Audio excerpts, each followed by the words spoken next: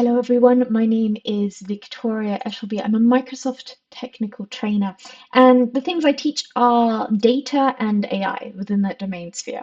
So today what I'd like to talk to you about is the concept of why use Microsoft Fabric, abbreviating to Microsoft, and the question that I'd like to explore with you all is, or at least just give you a bit of an introduction as to the landscape, because there are other tools that exist, right? There are tools like Databricks, there are tools like Synapse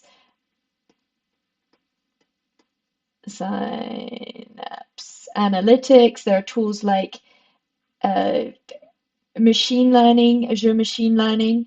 I'm going to call it AML.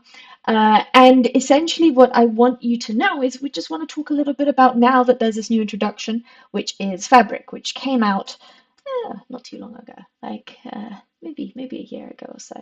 So obviously, what we're going to be finding is that it's going to be existing within the cloud framework at Microsoft. And when I talk about the cloud framework, basically what I want to say is that Microsoft has set up these databases, they set up these data centers across the world, right? And when we talk about this concept of the cloud, it's having this access.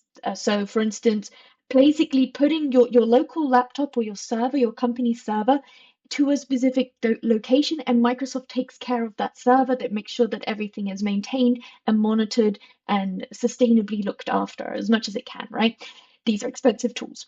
So when we are saying, hey, we're going to give Microsoft control over these services, is basically saying, I want to give control over the databases, the environment for that. I want to give control over the applications. I maybe want to even just connect it, right? I don't have to directly bring it into Microsoft, but I can just have it connected into the Azure sphere and connect it within it, right? And this also means that we can connect these existing applications like Databricks and Synapse.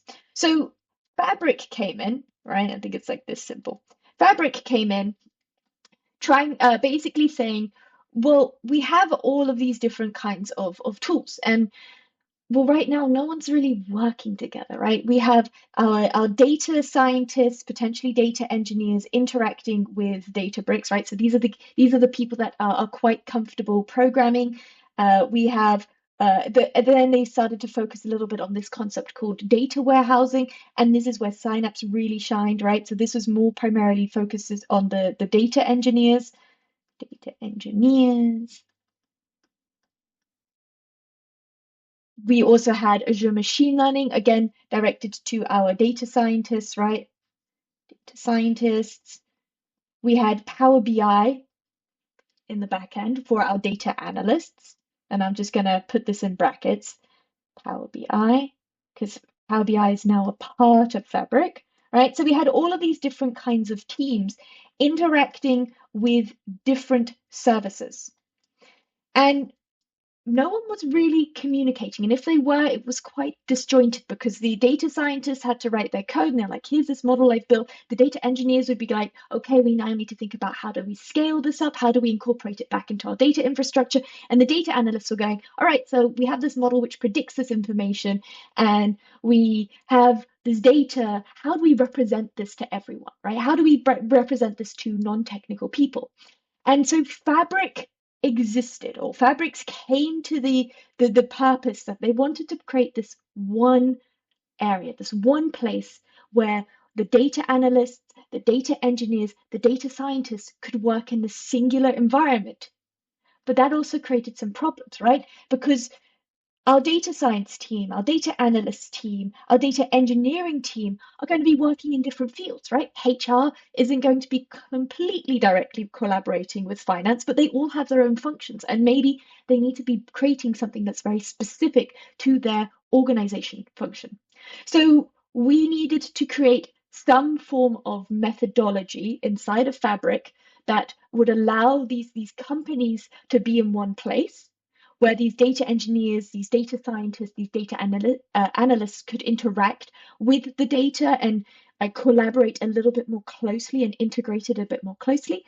But we also needed to come up with a way that they could keep the data protected and keep things sensitive, right? So Azure also has this concept called Entra. Entra ID used to be known as the Active Directory, Azure Active Directory, and essentially you can imagine like there are people in your organization which are in charge of making sure that things like your security groups are being created, that your company data policies aren't being violated. So they're setting things up, basically creating a little checklist, right? Yeah, right, a little checklist. And this is in their environment, which basically says, all right, this person is a data scientist and this person's a data engineer. And therefore, they should have access to certain resources. And for us, we're going to focus our resources being Fabric. So why use Microsoft Fabric? Because it combines these services together. It combines the Databricks element using PySpark and the Spark framework.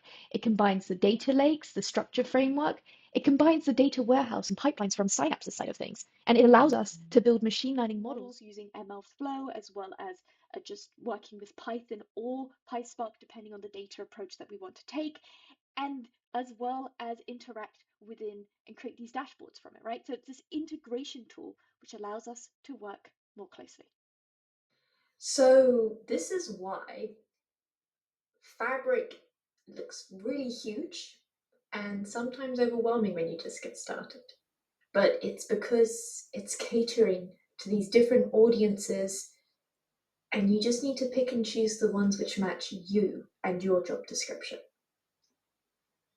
Thanks for watching.